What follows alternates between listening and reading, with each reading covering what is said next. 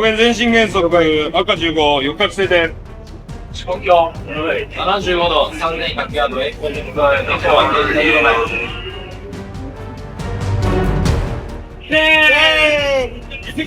JC フィックサイトの知らせ。表現前進サイト。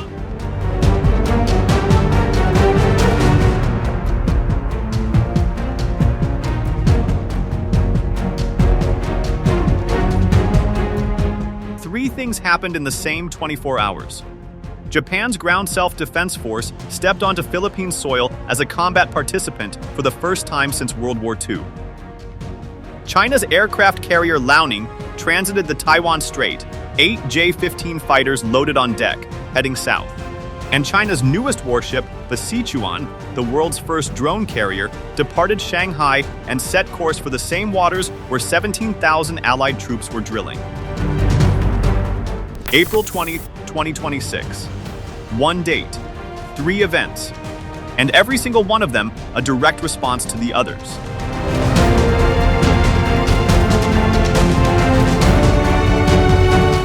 What makes this moment different from every Balikatan before it is not the scale, though the scale is historic.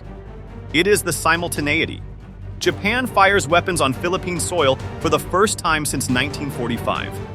China deploys a drone carrier into the South China Sea for the first time in history. A Japanese destroyer spends 14 hours in the Taiwan Strait on the anniversary of China's most humiliating military defeat.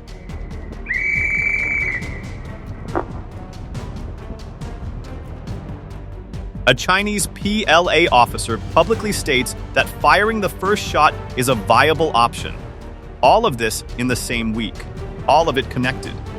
Dr. Alessio Padalano of King's College London, one of Europe's foremost experts on East Asian naval strategy, has argued that China's gray zone tactics have now crossed into full blue water power projection, that Beijing is no longer reacting at the margins. It is rehearsing, in real time and in plain sight, the exact conflict scenarios that Balikatan is being built to prevent. 2 exercises, 1 crisis, and 3 weeks until Trump sits down with Xi in Beijing.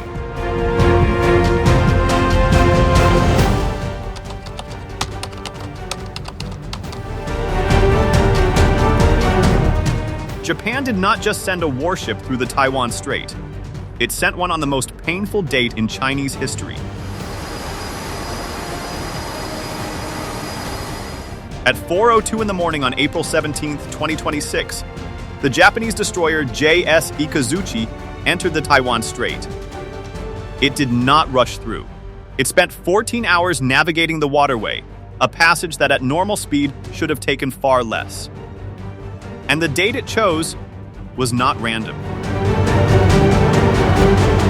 April 17 is the 131st anniversary of the Treaty of Shimonoseki, the 1895 agreement that ended the First Sino-Japanese War and forced a humiliated Qing dynasty to cede Taiwan to Japanese colonial rule, where it remained for 50 years.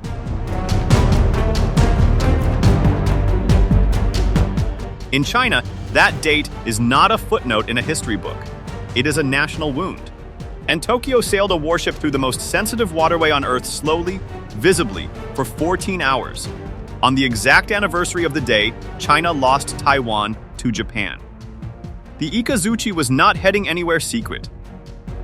It was en route to the Philippines to join Balikatan 2026, where it would fire Japanese anti-ship missiles on Philippine soil for the first time since World War II. Beijing did not miss the sequence. China's response was immediate, orchestrated, and frightening in its precision. The PLA Eastern Theater Command deployed J-20 stealth fighters and CH-4 attack drones to track the Ikazuchi in real time, and then released the footage publicly through state broadcaster, a step that went far beyond a standard diplomatic complaint.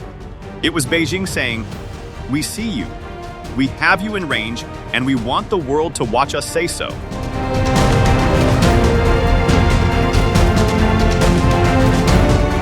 China's Ministry of National Defense lodged a formal protest with Tokyo, called the passage a deliberate provocation, and within 2 days dispatched a naval task force led by the Type 052D guided missile destroyer Bao-2 through the Yokohama waterway near Japan's southwestern islands and into the Western Pacific. Then came the carriers. Then came the Sichuan. As Dr. Alessio Padalano of King's College London has argued, China increasingly uses compellence through historical grievance, wrapping military moves in the language of wounded national memory to both justify escalation domestically and signal red lines internationally. The Ikazuchi's transit gave Beijing exactly the historical trigger it needed, and China used every second of it.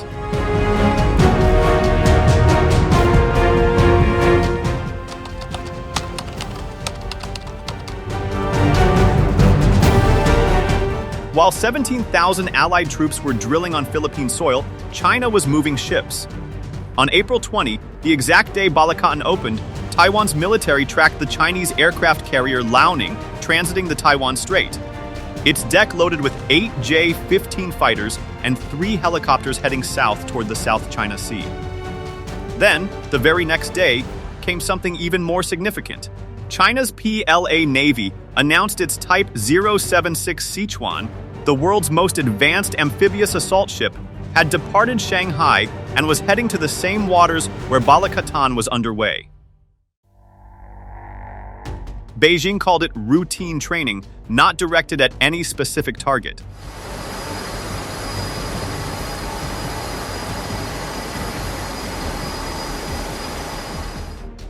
But the timing, one day after Japan's ground troops set foot on Philippine soil for the first time since World War II, was impossible to dismiss as coincidence. The Sichuan is no ordinary vessel. It is the world's first amphibious assault ship fitted with an electromagnetic catapult, capable of launching drones, helicopters, and fixed-wing aircraft in a Taiwan contingency. It is the ship that carries the invasion. In the South China Sea right now, it is the ship that watches and rehearses. The deeper military logic here is what analysts are calling tactical envelopment, and it is the most alarming development of the entire Balikatan week. The diplomats' analysis makes the geometry clear, with the PLA's 133rd Naval Task Group operating in the Philippine Sea to the east of Luzon, and the Liaoning moving into the South China Sea to the west. What makes this even more striking is the speed at which China built the Sichuan, from keel to sea trials in just 25 months, compared to 53 months for its closest American equivalent. Professor Toshi Yoshihara of the Center for Strategic and Budgetary Assessments, one of the world's foremost experts on Chinese sea power, has argued the PLAN is no longer building ships to defend its coastline. It is building ships to contest the entire Western Pacific. To make every Allied exercise, every carrier group, every missile battery on the first island chain operate under the constant shadow of Chinese naval presence.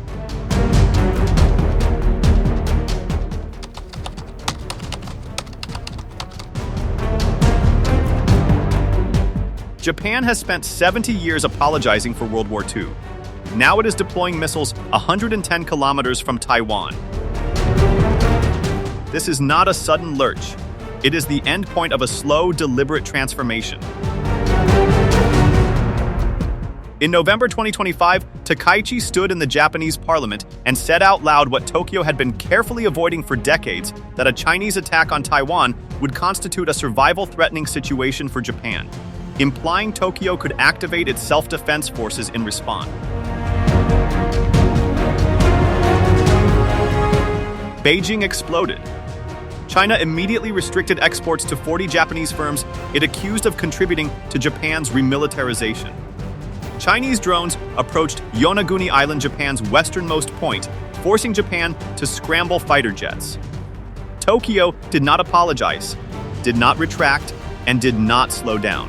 Japan deployed medium-range surface-to-air missile units to Yonaguni Island, placing parts of mainland China within operational range, and accelerated its entire southwestern island defense buildup, fortifying positions from Kyushu all the way down the Ryukyu chain toward Taiwan.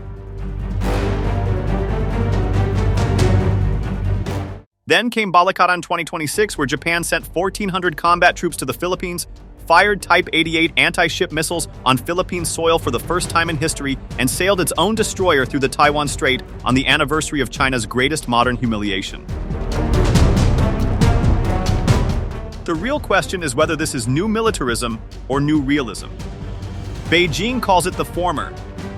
Xinhua has declared Japan's moves a clear and present danger, accusing Tokyo of mirroring the logic of Japan's historical militarism, citing the Yonaguni missiles, the counterstrike capabilities in Kumamoto, and PM Takaichi's Taiwan remarks as a deliberate, coordinated push toward remilitarization, dressed up in the language of defense. But Western analysts see it differently. Geopolitical analyst Arnaud Bertrand has pointed out that this is the continuation of a process underway since at least Abe's 2014 reinterpretation of collective self-defense, from coastal surveillance on Yonaguni in 2016 to missiles on Ishigaki in 2023 to today. And that Takaichi has simply gone. Further, by explicitly linking Japan's military preparations to a Taiwan conflict. The truth is that Japan is responding to a real and documented threat.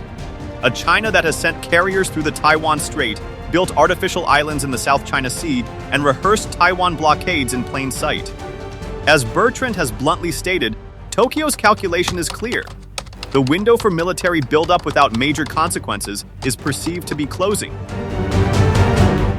China's capabilities are growing rapidly, and there's a sense in Tokyo that if it doesn't establish these forward positions now, it may not be able to later.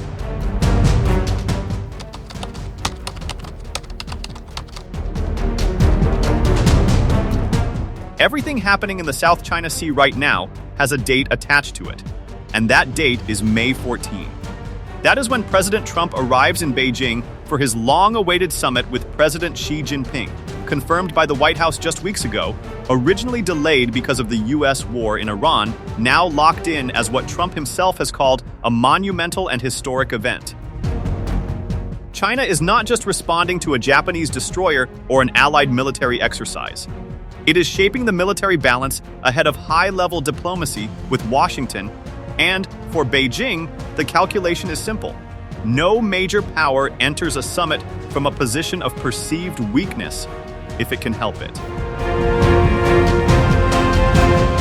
The Liaoning through the Taiwan Strait, the Sichuan into the South China Sea, the J-20s tracking the Ikazuchi, the PLA Eastern Theater Command exercising in the East China Sea. Every one of these moves happened in the 3 weeks between Balikatan opening and Trump landing in Beijing. Xi had already signaled in a February phone call with Trump that he hoped 2026 would be a year of mutual respect, peaceful coexistence, and win-win cooperation, but in Beijing's strategic culture, sitting down to talk does not mean stopping the signaling. It means making sure your adversary knows exactly how much you are capable of before you sit across the table from him. The Trump-Xi summit also carries an enormous risk that most analysts are quietly worried about, and it runs in the opposite direction.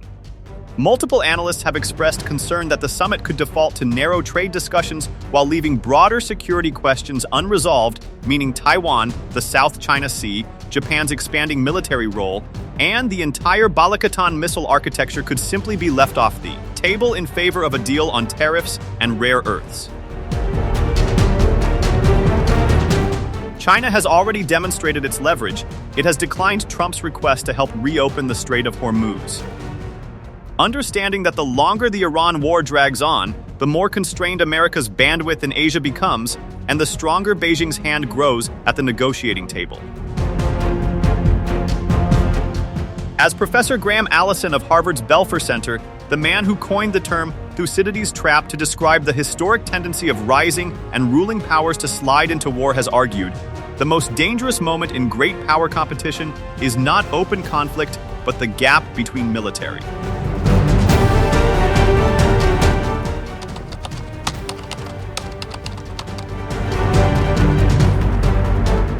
Signaling and diplomatic clarity. Draw a line on a map. Start at Japan's northern islands. Run it south through the Ryukyu chain, past Taiwan, down through the Philippines, and on toward Borneo. That line is the first island chain, the geographic wall that separates China from the open Pacific Ocean. For decades, it was a concept more than a reality, a line on a planner's map with very little military hardware to back it up. In 2026, it is becoming something different entirely. The US military has deployed Typhoon missile systems to Japan's Yamaguchi prefecture and to Zambales in the Philippines. It has installed Mises anti-ship systems on Okinawa, Miyako Island, Ishigaki Island, and Bataan Island in the Philippines. Japan is deploying Type 12 counterstrike missiles in Kyushu and air defense systems on Yonaguni, just 110 kilometers from Taiwan. The Philippines is stationing BrahMos missiles in western Luzon and Palawan. Piece by piece, node by node, the first island chain is being filled in with live missile batteries, mobile launchers, and combat-ready allied troops who have now rehearsed firing at real targets together. As one strategic analysis put it bluntly, the first island chain is no longer a defensive line, it is becoming a distributed launch platform, a mirror of China's own anti-access strategy, turned back against Beijing from every island and archipelago that runs along its maritime frontier.